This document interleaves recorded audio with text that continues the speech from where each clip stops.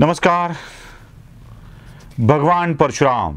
आता भगवान म्हणायचं की नाही हाही प्रश्न आहे, कारण अनेकांना भगवान परशुराम हा शब्द वापरल्याबद्दल राग येऊ शकतो, पण तरीही लौकिक अर्थाने भगवान परशुराम हा शब्द मी वापरतोय. परशुरामांनी पित्याच्या आज्ञेनुसार आपली माता रेणुकेचा शिरच्छेद केला आणि परत आपल्या मातेला जिवंत करण्यासाठीची विनंती आपल्या प्रसन्न झालेल्या पित्याला केली आणि त्यावरून पित्याने आपल्या पत्नीला आणि त्यांच्या परशुरामाच्या बंधूला जिवंत केल्याची एक कथा वेगवेगळ्या पुराणात आपल्याला वाचायला मिळते. या कथेनंतर अनेकांचा प्रश्न असा असतो की आपल्या आईचा शिरच्छेद करणारा परशुराम कसा देव असू शकतो, एखाद्या जातीचं प्रतीक कसं असू शकतो. आपल्या आईला मारणारा परशुराम याला देवत्व बहाल केलं जावं का, त्याला विष्णूचा अवतार मानलं जावं का, आणि असं असेल तर ही माणसं किती निर्घृण आहेत, किती वाईट आहेत हे देखील सांगितलं जातं. असे अनेक आक्षेप घेतले जातात. 21 वेळा परशुरामांनी पृथ्वी निक्षत्रिय केली असं देखील काही जण अभिमानानं तर काही जण रागानं सांगतात.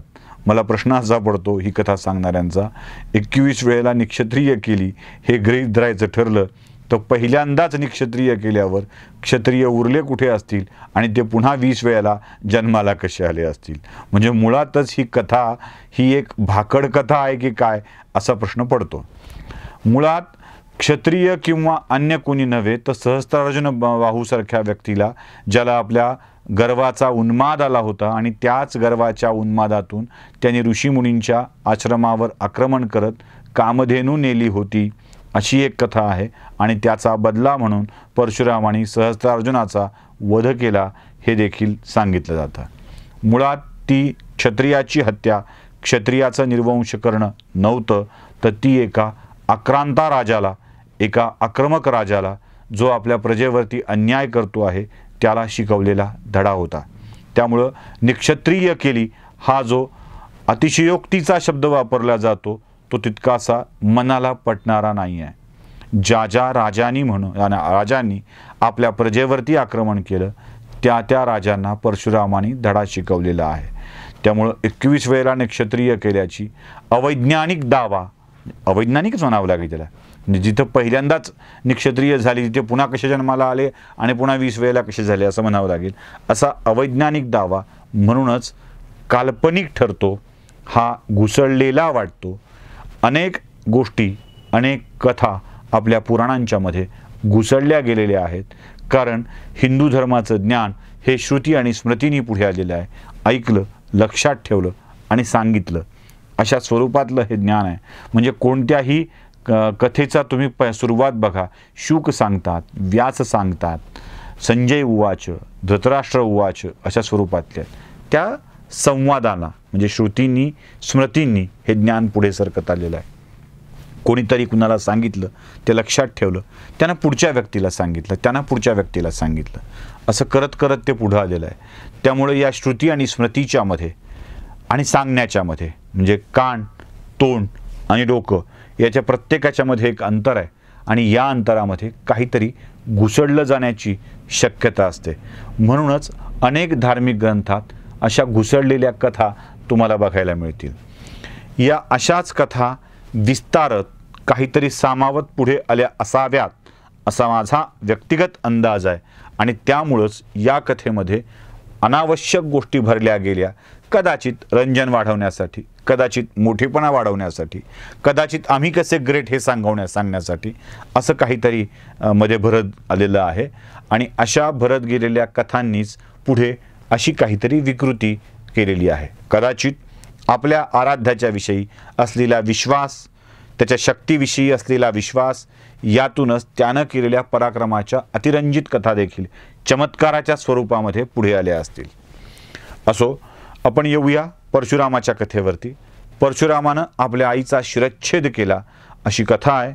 ऋषीला राग आला माता रेणुकेचा आणि रेणुकेचा शिरच्छेद करायला आपल्या पुत्रांना सांगितलं. पुत्रांनी ऐकलं नाही, परशुरामाला आज्ञा केली. परशुरामाने पित्याची आज्ञा म्हणून आपल्या बंधूसकट आपल्या मातेचा शिरच्छेद केला. आपल्या पुत्राच्या पितृभक्तीवर पिता प्रसन्न झाला आणि सांगितलं की हवं ते माग. पुत्रानं परत आपल्या आईला जन्म देण्याची पुन्हा जिवंत करण्याची बंधूंना आणि हे विस्मरणात जाण्याची विनंती केली, अशी एक कथा आहे. दुसरी कथा आहे, आपल्या मातेचं कलेवर घेऊन परशुराम निघाले. त्यांना दम पडला नाही. विसर्जनानंतर तुझी आई जिवंत होईल असं सांगितलं, म्हणजे अंत्यसंस्कारानंतर. पण परशुरामाने बघितलं त्याआधी फक्त देवीचा तांदळा म्हणजे मुखवटा पुढे आला आणि तोच मुखवटा पुढे रेणुका मातेच्या रूपानं दिसतो, अशी ही एक कथा सांगितली जाते.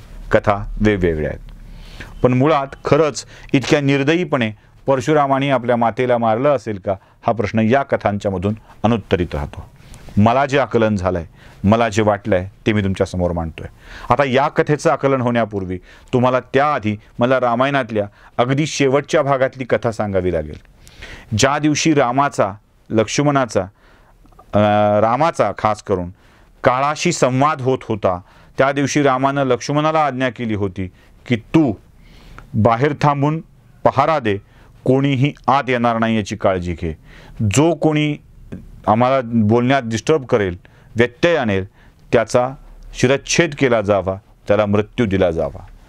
तेवढ्यात दुर्वासा तिथे आले. कोपिष्ट दुर्वासांनी लक्ष्मणाला सांगितलं, मला रामाला भेटू दिलं नाहीस तर मी अयोध्या भस्मसात करीन. लक्ष्मणानं अयोध्या भस्मसात होऊ नये म्हणून आज जाऊ दिलं. स्वतः गेला, सांगितलं.